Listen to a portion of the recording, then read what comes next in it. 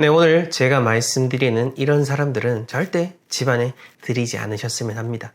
여러분들이 뭔가 중요한 일을 앞두고 있거나 혹은 소중한 것들을 지켜나가고자 한다면은 이런 사람 절대 여러분들 소중한 공간에 들이지 않으시길 바랍니다.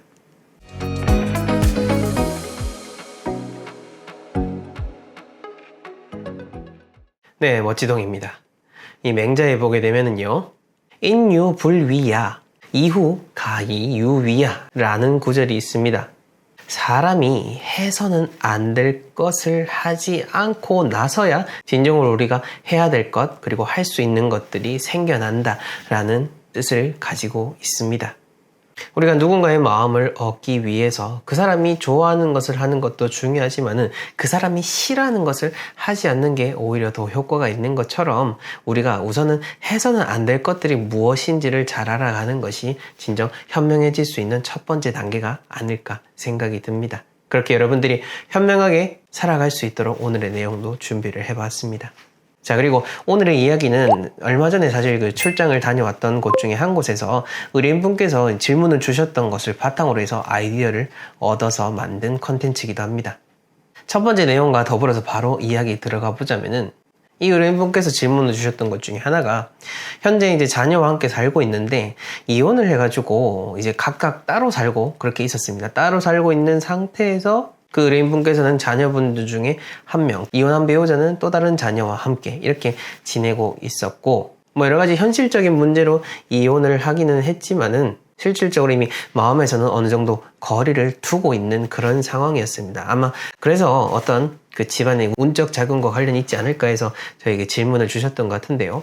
그때도 현장에서 말씀을 드렸습니다. 이혼한 배우자를 집안에 들여도 되냐라고 질문을 주시길래 마음으로는 어떻게 생각하시냐라고 질문을 드렸습니다.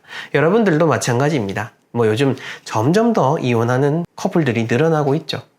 에이, 뭐 이혼한 배우자를 왜 집안에 들여? 이렇게 생각을 하실 수도 있겠지만은 여러분들 집집마다 집안의 그 가족 풍경이라든지 그 가족 문화가 정말로 천차만별입니다. 어떤 집에서 이 집을 보게 되면은 이 집 사람들은 진짜 사람이 맞나? 라고 싶을 정도로 집안의 문화가 다른 게 우리의 삶입니다. 그래서 이렇게 질문을 주시는 게 절대 나쁜 게 아니고 이상한 것도 아닙니다. 자, 그리고 이미 이혼한 배우자라고 했고 여러분들의 마음도 떠난 상황이다 라고 한다면 굳이 교류를 해야 되는 그게 아니라고 하면은 어차피 집안에 들여봤자, 자, 현실적으로도 한번 생각을 해봅시다. 어차피 집안에 들어와서 뭔가를 해결해봤자 그게 대화가 좋게 되겠습니까? 싸움이 날 확률이 더 높겠죠.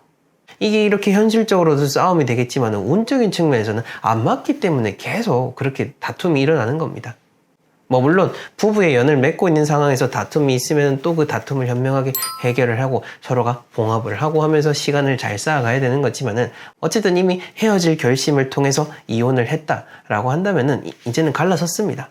뭐 굳이 어떻게 잘해보고자 싶은 마음 두 분이서 합의를 본 게 아니다라고 한다면은 현재 여러분들이 새롭게 꾸린 공간에 굳이 어떤 상황 때문에 집안에 들이지 마시라. 뭐 얘기를 해야 된다면은 집 앞에 카페라든지 여기 여러 다른 곳에서 이야기할 수 있지 않겠습니까? 그 점을 잘 생각을 하시고 현명하게 대처를 하셨으면 합니다.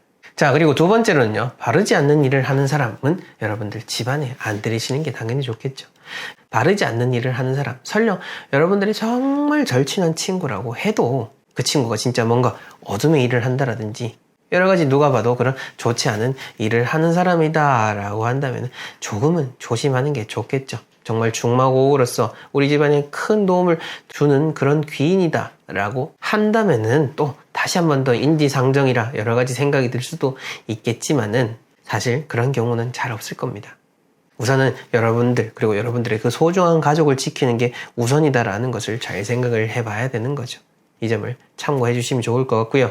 자, 그리고 가족이나 친척이라고 해도 집안에 분란을 일으키는 사람 꼭 한 명씩은 있습니다. 꼭 이 사람만 오면은 가족들이 다투게 되고 꼭 이 사람만 오면은 좋았던 기분도 나빠지는 그런 사람도 있습니다. 이런 사람 굳이 집안에 들여서 뭘 할 필요 없겠죠. 어차피 와도 투정하고 불만할 거고 어차피 집에 오지 말라고 해도 부정하고 투정할 겁니다. 그렇다면은 이러나 저러나 투정할 거 그냥 집안에 들이지 않고 지내는 것이 훨씬 낫겠죠. 그리고 진짜 이렇게 막 부정적으로 뭔가 막 얘기를 하고 부정적인 감정을 내뿜는 사람은 차라리 구별하기 쉽습니다. 근데 이게 아니라 교묘하게 이간질하는 사람들이 있습니다. 특히 이 부부관계에 있어서 객관적인 조언을 해준다라는 그 빌미 아래에서 두 사람을 뭔가 계속 가족들과 멀어지게 만들도록 그렇게 이야기를 던지는 사람이 있는데, 그런 사람들은 여러분들 잘 생각하셔야 됩니다. 보기에는 객관적이고 보기에는 그 사람 멀쩡해 보이죠. 근데 어찌 보면은 이 사람이야말로 인면수신과도 같은 사람입니다.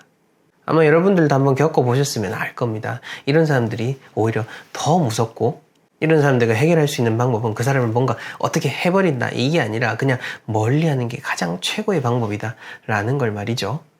이 점도 한번 여러분들 잘 생각을 해보시고요. 자, 그리고 내 집처럼 대하는 사람들 있습니다. 분명히 내 집인데 너무 우리가 관계가 막역하다 보니까 이렇게 내 집처럼 막 드나들고 뭐 비밀번호 알고 막 들어오고 이렇게 너무 막역하게 퍼놓고 지내시는 분들이 있을 겁니다. 하지만 우리 집이라고 하는 거, 그런 담장이라고 하는 것처럼 우리 집만의 그 우주가 펼쳐져 있는 곳입니다. 그러한 공간에 아무렇지 않게 누군가 불쑥 들어온다는 거, 그거는 그렇게 좋은 의미로도 볼 수가 없는 겁니다. 그 옛날 분들 같은 경우에는 이 택일을 할 때 결혼 택일, 뭐 이사 택일 이런 것만 보는 게 아니라 정말 세세한 것까지도 날짜를 가려서 했었습니다. 뭐 병원을 가는 날, 옷을 사는 날, 침 맞으러 가고 뭔가 편지를 오고 가는 날, 그런 것들도 다 날을 가려가지고 선택을 했었는데, 뭐 이렇게 우리가 뭐 너무 날짜를 가려서 선택을 하라 그 뜻은 아닙니다. 그만큼 그렇게 옛날 분들이 가렸던 이유는 우리는 지금은 모르지만은 그렇게 지켜가야 했던 그런 운의 흐름이라든지 따라야 할 그 자연의 순리가 있기 때문인 겁니다. 자, 어쨌든 이와 유사하게 여러분들의 공간도 딱 일정한 격식이나 형식에 맞게끔 누군가를 받아들이고 또 반갑게 잘 맞아들여야 되는 거지, 아무런 격이 없는 그런 집은 절대 좋은 집은 아닌 겁니다. 여러분들 현명하게 잘 판단하시길 바랍니다. 제가 이렇게 이야기를 드리면은 뭐 집안에 대체 누구 드려야 되냐라고 생각하실 수도 있겠지만은, 이런 사람 아니더라도 집안에 드려야 될 분들 많지 않습니까? 소중한 사람들, 여러분들이 감사하게 생각한 그런 분들에게 집으로 초청을 해가지고 소중한 밥 한 끼를 대접하는 것도 좋고, 근데 그렇게 소중한 사람이 오늘 제가 말씀드리는 이러한 영역에 해당이 된다라고 한다면 집안에 드리지 않더라도 밖에서 또 마음을 보답하는 방법들도 있는 거겠죠. 저도 집안에 이렇게 손님이 들어와가지고 대접을 하는 것을 참 좋아하는 편입니다. 하지만 그 때에 따라서 그 사람의 상황, 그 만나는 그 사람의 상황에 따라서도 여러분들이 현명하게 하나하나 지키고 조심해 나가면은 좋으면 좋았지 나쁠 거는 절대로 없을 겁니다.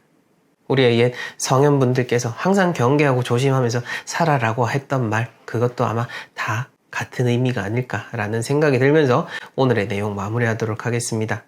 여러분들 곁에 언제나 좋은 사람이 머물고 여러분들이 언제나 주변에 좋은 사람으로 여겨질 수 있기를 기원하면서 저는 다음 시간에 더 의미 있는 내용으로 찾아뵙겠습니다. 시청해 주셔서 감사합니다.